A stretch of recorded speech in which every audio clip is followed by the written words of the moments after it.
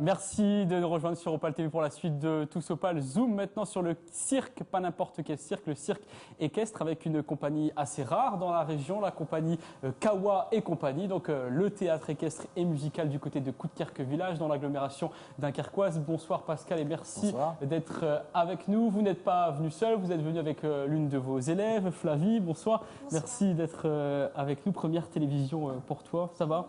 Oui. En forme? Oui. Très bien.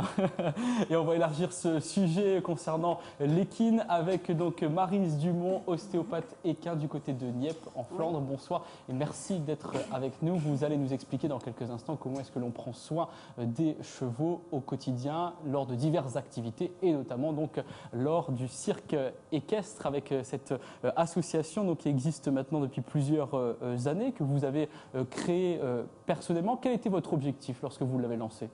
Alors l'objectif, il était double. Il était d'abord de créer une compagnie de spectacle équestre, de théâtre équestre, donc des spectacles professionnels, et aussi d'ouvrir sur les pratiques amateurs, parce que ça n'existe pratiquement pas. Les écoles de cirque existent, les pratiques amateurs de cirque, ça existe, mais pas avec les chevaux.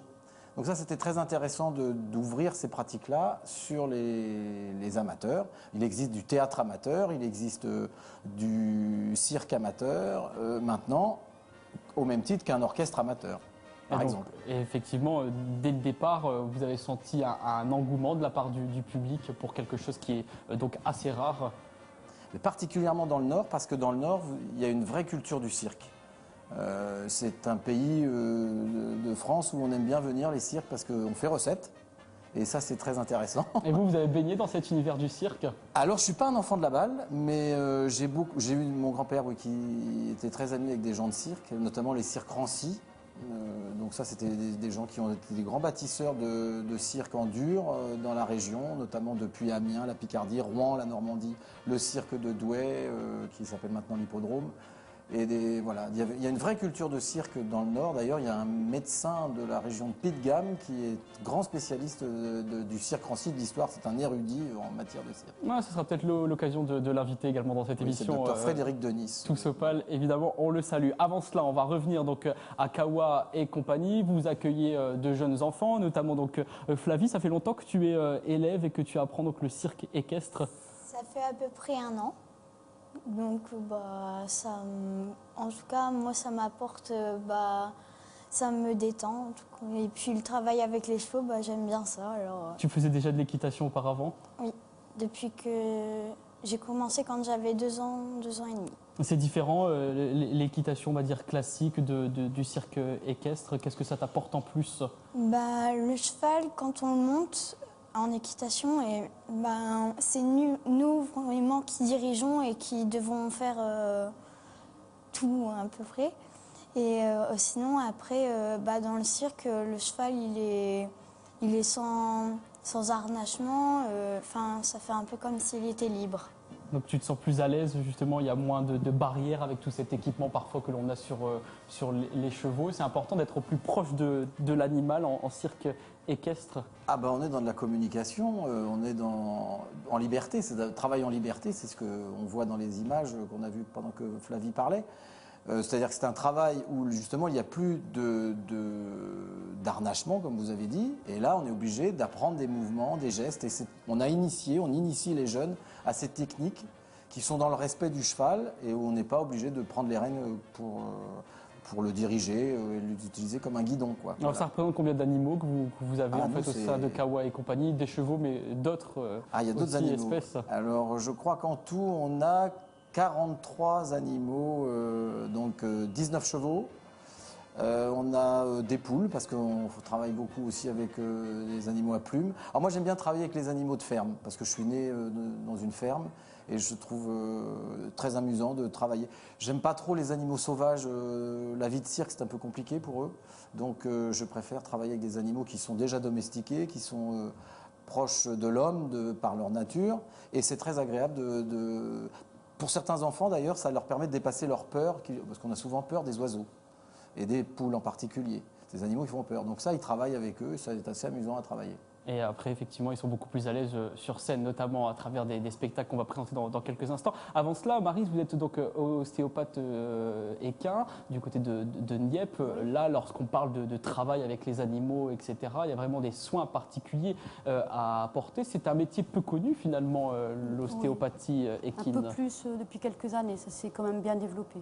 Pourquoi vous avez choisi, vous, cette branche-là spécifique? Parce que j'ai toujours monté à cheval et puis quelquefois j'avais des soucis avec mes chevaux de dressage, des problèmes de, comment je pourrais dire, de contracture et j'arrivais pas à résoudre. Et c'est comme ça que je me suis un petit peu à la fois, j'ai réfléchi et je me suis orientée vers ce métier. Et qu'est-ce qui fait qu'il y avait ces blocages justement lorsque vous étiez avec C'était l'animal? quelquefois des blocages parce qu'au niveau du dos, il y avait une lésion au niveau d'une vertèbre, une contracture qui bloque, qui verrouille une vertèbre. Donc un petit peu à la fois, je me suis posé des questions et je me suis tournée vers ce métier. Donc autour du dressage, mais autour d'autres formes aussi d'équitation? Oui, même les chevaux qui ne sont pas travaillés, hein, même les chevaux qui ne sont pas montés, aussi bien les chevaux de spectacle, même les juments qui doivent pouliner, souvent. Elles ont aussi des soucis. Hein. Alors on voit quelques images là, notamment de différents concours. Quelles sont les préparations en fait, qu'il faut vraiment anticiper et mettre en place avant ce type d'épreuve par exemple? Là c'est beaucoup d'entraînement. Hein, il faut énormément entraîner le cheval. Et ce qu'il faut surtout voir, c'est que le cheval doit retravailler tous les jours. Donc il faut faire attention qu'il n'ait pas trop de courbatures ni de contractures, parce qu'après, il travaille, il n'est plus du tout assoupli, il est plus léger. Et moi, mon travail, c'est lorsqu'il y a un blocage, de débloquer. Mais lorsqu'on débloque, généralement, on ne peut pas travailler le lendemain, si le blocage est trop loin. Donc il faut surtout faire de la prévention. Et la prévention, c'est par le travail. Et lorsque vous vous retrouvez face au cheval, quels sont les gestes à accomplir pour soulager et améliorer finalement le bien-être du cheval? Donc par exemple, si on a un blocage, je dirais au niveau du dos, donc si je passe ma main sur le dos et que je sens qu'il y a une zone qui est un peu douloureuse ou contractée, j'ai des techniques qui viennent de la médecine chinoise, ou pas de l'acupuncture, mais qu'on fait avec les doigts, des médecines des médecines énergétiques qui font appel aux techniques de reboutage, les vieilles techniques de médecine des rebouteux, hein, en fait. Et donc, en fait, on s'éduque à sentir un peu les zones qui sont douloureuses. Et par des pressions, on peut rétablir, si la vertèbre elle est un peu enfoncée, sans exagérer, par une pression, on peut rétablir le passage des influx nerveux, de tout ce qui circule. Vous êtes un peu la magicienne de celles et ceux qui ont des oui, chevaux c'est un peu ça, oui. en difficulté. Voilà. Et vous connaissiez un petit peu ce métier d'ostéopathe équin, Pascal? Ah oui, oui, très bien. Déjà parce que quand on est au contact avec les chevaux, on voit tout de suite quand ils vont bien ou quand ils vont mal. Et moi, j'ai eu la chance de rencontrer le père de l'ostéopathie équine, qui s'appelait Dominique Gignot, qui a été qui a ouvert toutes ces voies où maintenant on utilise le shiatsu, l'acupuncture, la digithérapie, enfin avec les chevaux. Les chevaux sont assez bons récepteurs de ces maladies, de ces techniques thérapeutiques. Ils sont déjà très sensibles, donc ce sont des bons patients, je pense. Oui. Nous, on fait appel souvent à des ostéopathes. Et ce sont des soins donc, que vous apportez notamment en ce moment, en pleine période de préparation pour un spectacle donc, que vous allez proposer le 25 mai prochain à partir de 20h30. Un nouveau spectacle, hein, puisqu'on a déjà eu ces dernières années. Ce spectacle s'intitule Delay Théo, donc il aura lieu à Coutières Village, là où vous êtes installé au parc équestre Saint-Vinoc. En plus, l'entrée est gratuite. Quelle est la thématique que vous avez choisie pour ce nouveau spectacle? Alors, on a cherché à...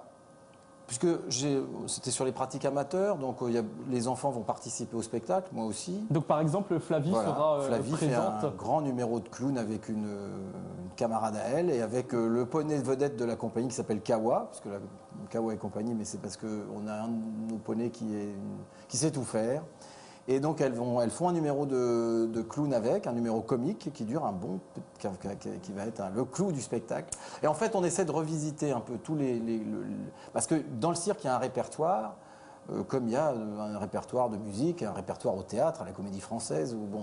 Et moi, je trouvais intéressant parce que le cirque contemporain, par exemple, s'est beaucoup éloigné de tout ça. Il ne travaille plus en circulaire, il travaille beaucoup en frontal.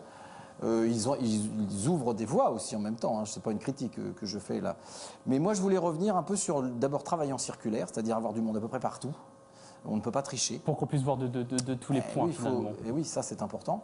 Et surtout de travailler sur le répertoire du cirque équestre et d'essayer de voir comment les enfants, avec le petit niveau technique qu'ils ont, hein, comment on pouvait quand même faire un spectacle. Et Flavie, comment est-ce que tu sens les choses, toi?